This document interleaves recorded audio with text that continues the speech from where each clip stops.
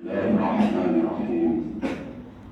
الحمد لله رب العالمين وبه نستعين على أمور الدنيا والدين، والصلاة والسلام على أشرف الأنبياء والمرسلين وعلى آله وصحبه أجمعين. أشهد أن لا إله إلا الله وأشهد أن محمدا عبده ورسوله. اللهم صل على سيدنا محمد وعلى آل سيدنا محمد. وقال الله تعالى في القرآن الكريم وهو أصدق القائلين: أعوذ بالله من الشيطان الرجيم، بسم الله الرحمن الرحيم. اتقوا الله حق تقاته ولا تموتن إلا وأنتم مسلمون. صدق الله العظيم الآية. وقال رسول الله صلى الله عليه وسلم: اتق الله حيثما كنت واتبع السيئة الحسنة tamhuha wa khaliqin nas bi khuluqin hasan. Sidang Jumat yang berbahagia, alhamdulillahi rabbil alamin, patut kita ucapkan tanda rasa syukur kita atas nikmat yang telah diberikan oleh Allah Subhanahu wa taala. Nikmat Islam, nikmat sehat. Di saat kita bisa melaksanakan sholat Jumat, masih banyak saudara kita yang di luar sana terbaring dalam keadaan sakit. Mudah-mudahan mereka semua juga diberikan kesembuhan oleh Allah Subhanahu wa taala.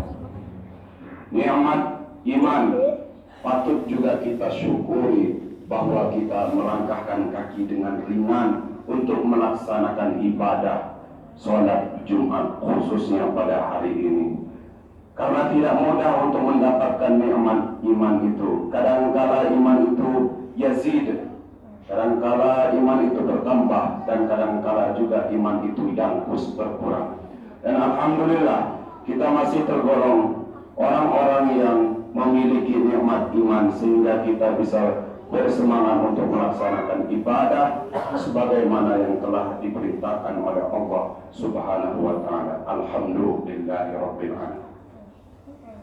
Sidang Jumat yang berbahagia, tidak henti-hentinya khatib dalam mimbar ke mimbar, dari Jumat ke Jumat, untuk mengingatkan kita untuk bertakwa kepada Allah Subhanahu wa taala, bahwa tidak ada yang kuasa selain yang kuasa maha kuasa, yaitu Allah Subhanahu wa taala, yang telah memberikan kita kehidupan dan akan mematikan kita, yang telah menggantikan malam menjadi siang, siang menjadi malam, dan memberikan kita rezeki yang tak disangka-sangka. Tidak ada daya dan upaya yang kita miliki.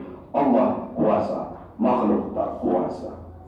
Maka dari mimbar ini khatib mengingatkan bahwa untuk diri pribadi dan untuk kita semua, anta'budullah ka'annaka tara fa illam takun tara fa innahu yara. Agar kita beribadah kepada Allah, menyembah Allah bukan saja dalam waktu sholat, tapi menyembah Allah dalam segala aspek kehidupan kita. Ka'annaka tara, seakan-akan engkau melihat Allah. Dalam sholat sudah pasti isinya adalah interaksi kita dengan Allah Subhanahu wa taala. Di luar sholat kegiatan kita berdagang, di aparatur kepemerintahan ataupun di instansi pendidikan, sama halnya kita harus merasakan bahwa Allah melihat kita, laksana CCTV yang ada di mana-mana. Fa'ilan takun tara, dan jika kamu tidak bisa merasakannya, maka fa'innahu yaraka, maka sesungguhnya Allah yang melihat kita. Jika itu yang kita selalu bawa, maka kemanapun kita melangkah tidak akan pernah goyah. Maka kemanapun kita akan pergi, kita tidak akan pernah hilang kendali, karena Allah selalu bersama kita. Innallaha ma'ana. Sidang Jumat yang berbahagia, pada momentum kali ini, izinkan khatib untuk berbicara tentang apa yang telah Allah firmankan di dalam Al-Quran. A'udzu billahi minasyaitonir rajim. Bismillahirrahmanirrahim. Innal ladzina yatluna kitaballahi wa aqamus salata wa anfaqu mimma razaqnahum sirran wa alaniyah yarjuna tijaratan lan tabur. Yang artinya sesungguhnya orang-orang yang senang membaca Al-Quran dan mendirikan sholat dan menginfakkan sebagian rezeki mereka baik secara diam-diam maupun terang-terangan, mereka itu mengharapkan sesuatu perniagaan yang tidak akan pernah merugi. Surah Al-Fatir 29.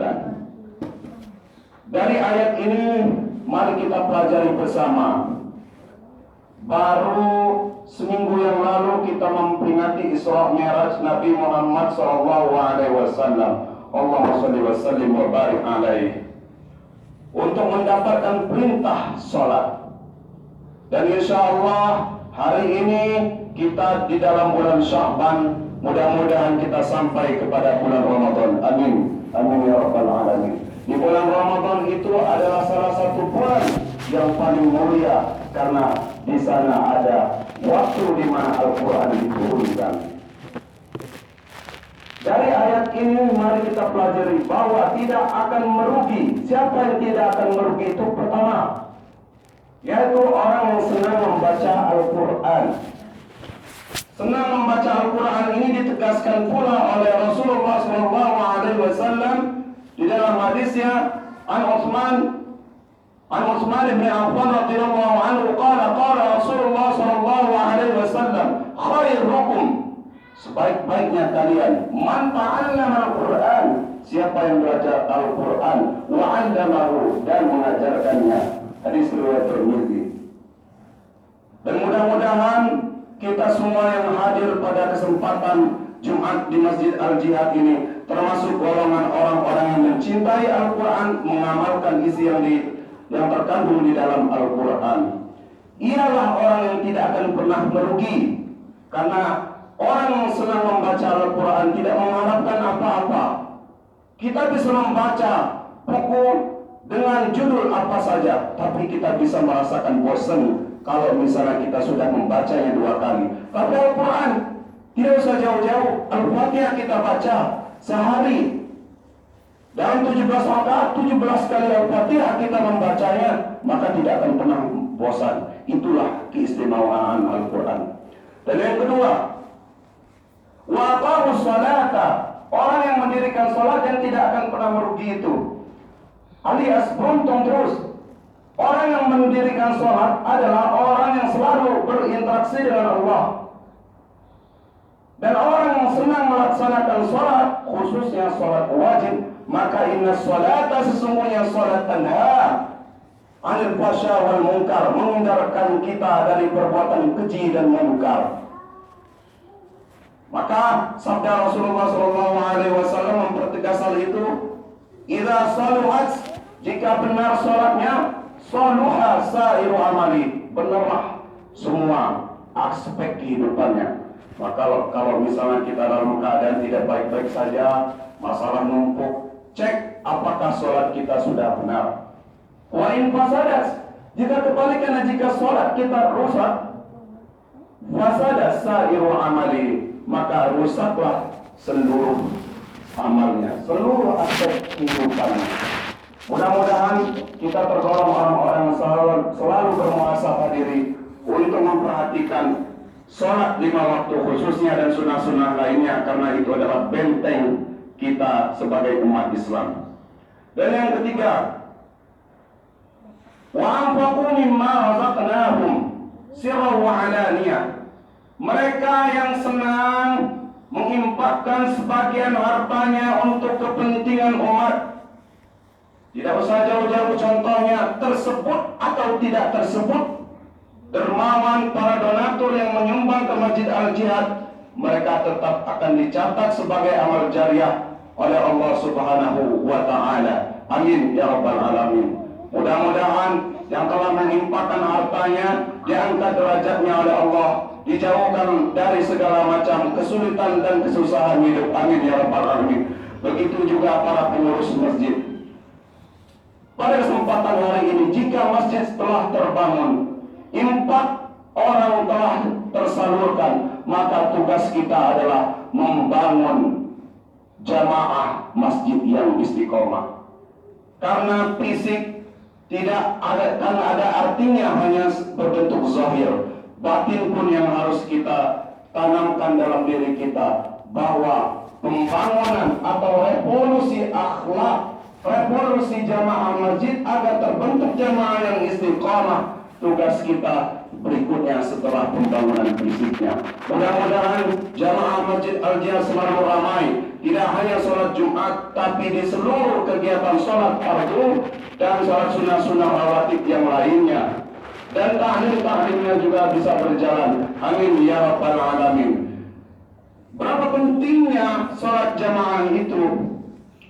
Hadirin rahimakumullah. Sholat berjamaah itu derajatnya lebih banyak daripada sholat sendiri. Sabda Rasulullah SAW, sholatul jamaah afdalu min sholatil fardhi bi 27 darajatan.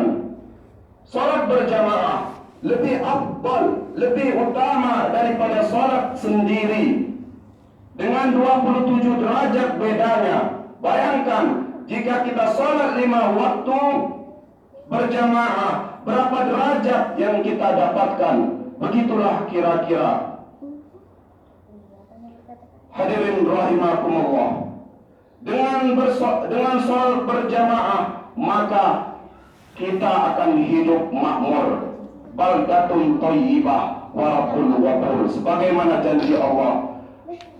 Walau anna ahlal qura amanu wattaqau lafatahna 'alaihim barakatin minas samawati wal ard. Jika seandainya penduduk di suatu negeri beriman dan bertakwa, maka akan kami turunkan keberkahan dari langit dan bumi untuk mereka. Mudah-mudahan jamaah Masjid Al-Jihad mendapatkan keberkahan yang tidak terputus dan selalu dijaga oleh Allah Subhanahu wa taala, dan mudah-mudahan juga kita tidak tergolong dengan orang-orang yang nekat, tidak pernah berangkat ke masjid, tapi sekalinya berangkat ke masjid ditunggangi keranda dan dia langsung bukan berdiri di belakang imam, tapi berada di depan imam. Na'udzubillahi min dzalik. Barakallahu li wa lakum fil Qur'anil azim